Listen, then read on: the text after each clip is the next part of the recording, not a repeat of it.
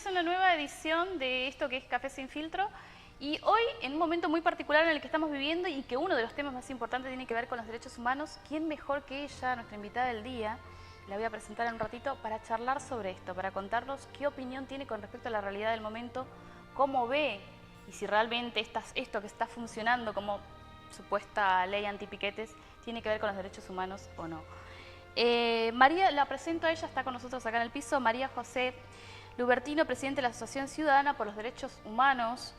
Trabaja además en los programas de anticorrupción, igualdad y diversidad de género y además en defensa de usuarios también y patrimonio. ¿Cómo estás? Bienvenida. Bien, muy bien.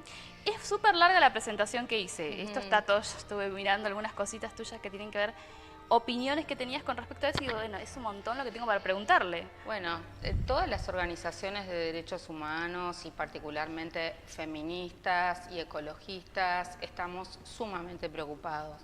En primer lugar, por los derechos humanos económicos y sociales, porque bueno, hoy la Argentina tiene 57% de personas bajo la línea de pobreza, entonces lo primero que tenemos que mirar y atender es esto, y está habiendo problemas gravísimos como que no se está entregando los alimentos en determinados comedores. La otra cosa que nos preocupa es el derecho a la salud, que es un derecho humano básico, y no se están entregando los medicamentos a los enfermos que tienen padecimientos urgentes, crónicos, ejemplo, los oncológicos. Estamos recibiendo todo el tiempo denuncias en este sentido, o sea, es como que el Estado se ha desentendido de las cosas más básicas. Ni que hablar con la situación de los jubilados. Estamos en un momento en el cual las jubiladas, que somos mayoría, y los jubilados, aparentemente no ha habido aumento durante 3 meses. Vos sabés que tenemos una inflación galopante, el acumulado de lo que fue el 2003, más estos 3 meses. Están hablando de que van a estar cobrando unos 160.000 pesos, incluido un bono en marzo. Con mucha suerte pueden llegar a cobrar 190.000 pesos, muy debajo de una canasta básica. Entonces, estas son las primeras cosas que nos ocupan y nos preocupan. Por supuesto, la ley ómnibus que el presidente Milei mandó se cayó más por la desidia y la ineptitud de sus propios legisladores que por la voluntad política de sacar la ley, pero estábamos sumamente preocupados y preocupadas con sendos documentos presentados por las organizaciones ecologistas, por las organizaciones de mujeres, por las organizaciones de derechos humanos, porque contenía un montón de normas que no son de necesidad ni urgencia y que por supuesto requieren un debate parlamentario profundo, como cuando se reformó y se sancionó el Código Civil, como cuando se creó el Instituto Nacional contra la Discriminación.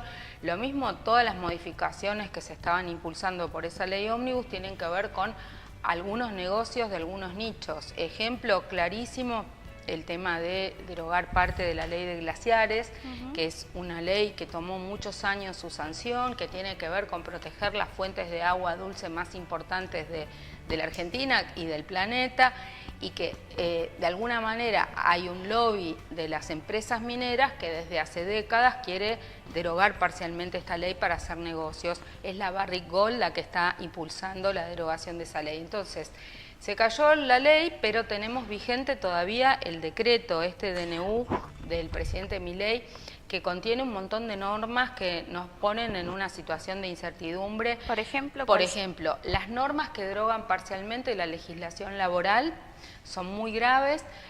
Las centrales de trabajadores y trabajadoras hicieron presentaciones y en este momento hay una medida cautelar que declara la inconstitucionalidad, preventivamente declara la no vigencia del decreto en materia laboral, y lo que han planteado las centrales de trabajadores es la inconstitucionalidad del decreto, pero hasta que eso se defina, las situaciones de incertidumbre jurídica. La otra norma grave del DNU, para mi modo de ver, es la que deroga parcialmente la ley de alquileres. Han llegado al disparate de publicar, el Ministerio de Justicia ha publicado una versión del Código Civil modificado por el DNU, lo cual es un disparate insostenible. Y a esto hay que agregar que en el Senado de la Nación es la segunda vez que los senadores juntan las firmas suficientes para exigir que se trate el DNU ya en el plenario, y la vicepresidenta de la Nación, que es quien preside el Senado, no ha habilitado esa sesión. La vicepresidenta de la Nación no integra el cuerpo, lo único que hace es, en nombre del Ejecutivo, tiene que habilitar las sesiones si los diputados, no importa de qué partido político sean, se lo están pidiendo. Entonces, estas son cuestiones institucionales graves, nos preocupa toda la batería de normas que se han sancionado, tienen que ver con desregular la economía y fundamentalmente están sumiendo en una situación de desprotección muy grande a los usuarios y a los consumidores. Por ejemplo, se derogaron 67 normas de la Secretaría de Comercio, que eran las que nos daban herramientas a las organizaciones de defensa de usuarios y de consumidores. Y por supuesto, a la par de esto, han ido autorizando tarifazos y quita de subsidios en electricidad, en gas, bueno, el agua ya había aumentado con el ministro Massa y ahora vuelve otro aumento. Estamos presentando desde las organizaciones de usuarios, bueno, ni que hablar del transporte, porque también hubo aumento del transporte y ahora estamos inscriptos para también un nuevo aumento en el subte, ¿no? Entonces, todo el transporte aumentó. Le quitaron a las provincias el fondo compensatorio por el tema del transporte. Van a tener una situación catastrófica porque las provincias ya pagaban boletos mucho más caros y la gente en las provincias no es que puede ir caminando, si de un pueblo al otro muchas veces, no sé, la gente vive en Miramar y trabaja en Mar del Plata. ¿Cómo van a hacer? O sea, tenemos situaciones, lo mismo en Gran Córdoba o en Gran Rosario. Estamos muy preocupados por los derechos económicos, sociales, y ni que hablar, las feministas, tenemos ahora el 8 de marzo en ciernes, vamos a ir a una gran paro, movilización. Hoy es 19 de febrero, es el Día de Acción por el Aborto Legal en todo el mundo y vamos a tener una asamblea esta semana, una asamblea feminista preparatoria del 8 de marzo. Estamos sumamente preocupados porque si bien tiraron al voleo un proyecto de ley para derogar el aborto, nos preocupa. Por un lado, la presencia del exministro de Menem y exministro de la Corte Barra como procurador de Milei. Él ha sido uno de los fundamentalistas antiderechos que estuvieron en la reforma constitucional en 1994 intentando bloquear constitucionalmente nuestro derecho a decidir sobre nuestro propio cuerpo. No lo logró entonces y no lo va a lograr ahora porque las mujeres vamos a estar movilizadas y en las calles, pero no es agradable para nosotras tener esta situación y más ver el hostigamiento que hay incluso del propio presidente de la Nación a feministas connotadas, a colegas tuyas, periodistas, lo que hizo con Lali Espósito. O sea, son situaciones de violencia, misoginia, graves fuera quien fuera quien lo hiciera, pero mucho más grave aún cuando es el presidente de la Nación, donde hay una asimetría de poder y la molestia de que alguien con el doble de seguidores que él diga las cosas que muchas de nosotras pensamos, ¿no? Ahora, hay un tema con el Ministerio de las Mujeres, que no es necesario, que era un lugar que no servía. ¿Qué pasa con esto? ¿Por qué crees que hay tanto ataque sistemático de parte del gobierno oficialista hacia lo que es el Ministerio de la Mujer, que fue una de las primeras cosas que planteó que le iba a eliminar? Bueno, este gobierno él dice que el Estado es una asociación ilícita, es una máquina de delinquir, entonces ya su visión del Estado no es la visión que nosotros tenemos de que el Estado está para protegernos a los ciudadanos, para arbitrar cuando hay grupos monopólicos, sea de lo que sea. Todo poder ejecutivo tiene el derecho de poner y sacar ministerios según su criterio leal, saber y entender. Para nosotras las feministas, el haber conseguido un Ministerio de las Mujeres era un logro importante, como lo tienen el resto de los países de América Latina o Europa. Lo mismo que tener un Ministerio de Ambiente, lo mismo que tener un Ministerio de Cultura. O sea, la mayor parte de los países del mundo tienen ministerios sobre estos temas y eso tiene que ver con la importancia que se le asigna al tema. Las mujeres hemos pasado muchos años y hoy hay un presidente que niega las diferencias salariales entre varones y mujeres y también la situación de violencia de género que tenemos en el país es de gravedad. no solamente durante la pandemia tuvimos más casos de violencia, pero en el último año, en el 2023, hubo más casos que en el año anterior y en los primeros meses del año hubo más casos de violencia. Entonces, la mayor parte de los recursos del Ministerio de las Mujeres, Géneros y Diversidad estaban abocados a los programas que tienen que ver con acompañar y apoyar a mujeres víctimas de violencia.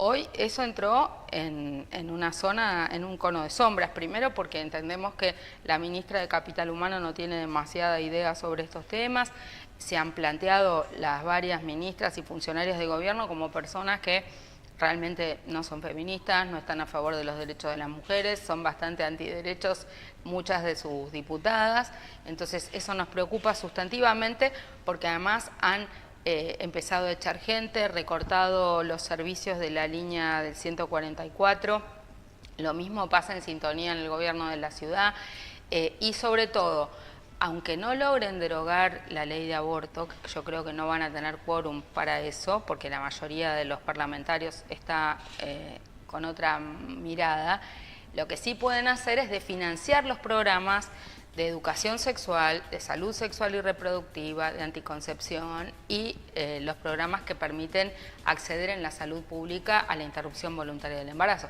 Si desfinancian eso, si no llegan los productos, si no compran los medicamentos, obviamente vamos a tener un colapso y eso lo estamos llevando ante los distintos organismos internacionales de derechos humanos. Ahora, María José, viste que yo al principio hablaba y decía sobre el tema de la ley antipiquetes, ¿no? Sí. Esto que lo implementó Patricia Bullrich, que al entender de muchas personas va en contra del derecho a la protesta. ¿Vos cómo lo entendés eso? No es una ley, primero, porque una ministra no saca una ley, es un decreto, es un protocolo, ni siquiera un decreto, es un protocolo del ministerio. No es que nosotros creemos o interpretamos.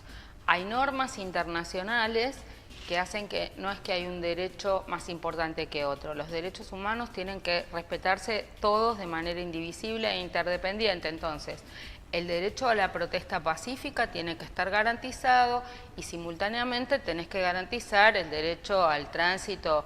Entonces, lo que vivimos en los días del debate parlamentario de la ley de ómnibus es la sobreactuación de la ministra Bullrich tratando de instalar una imagen de orden y mano dura.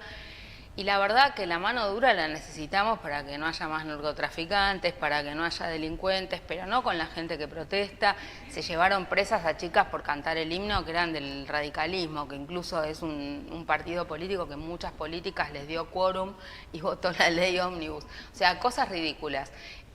Pero eso es una amenaza y los organismos internacionales en materia de derechos humanos, los varios relatores de Naciones Unidas ya se han manifestado señalando la preocupación al gobierno argentino por este protocolo que viola normas del derecho internacional de los derechos humanos. Interesante.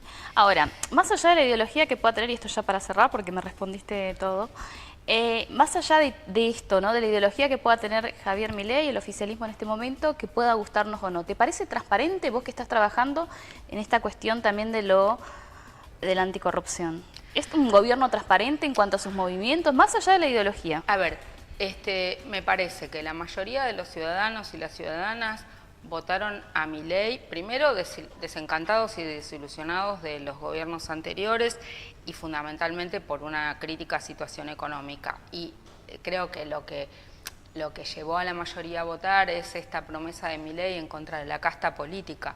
Lo que pasa es que las medidas que está tomando por su ideología económica están golpeando a la gente que más lo necesita. Entonces, yo te diría que hay dos maneras de ver el tema de la corrupción. Una cosa es si un político roba para su bolsillo. Por supuesto yo no tengo pruebas ni parece que fuera el caso de Milei o de su hermana o de su... No quisiera hacer una afirmación que no tengo pruebas ni parece que fuera en este sentido. Pero hay otra manera de robar al pueblo que tiene que ver con los mega negocios y con la manera de proceder en la economía. O sea, si vos dejás, ellos hablan de la libertad, la libertad del lobo de robarle, de matar a las gallinas, es como decía Alfonsín en la década del 80, ¿no? Si vos dejás, no es libertad si las empresas que hacen negocio con la salud se sientan en una mesa, ponen un precio y a vos te levantan el precio de los servicios básicos de salud. No es libertad para todos igual si la educación, los colegios privados se sientan en una mesa y levantan los precios como se les da la gana. No es libertad si le aceptan a las empresas privadas de servicios públicos cualquier tarifa a cualquier precio. Entonces me parece que es una forma de corrupción diferente hacer que hagan buenos negocios quienes están en una posición dominante en el mercado alimenticio, de salud, de servicios energéticos, de servicios educativos. Me parece que es un gobierno que viene a acentuar y a profundizar las diferencias sociales y creo que va a ser de gran impacto para los sectores más humildes. Y eso es grave, eso es otra manera de corrupción. Bueno, muchísimas gracias. Gracias.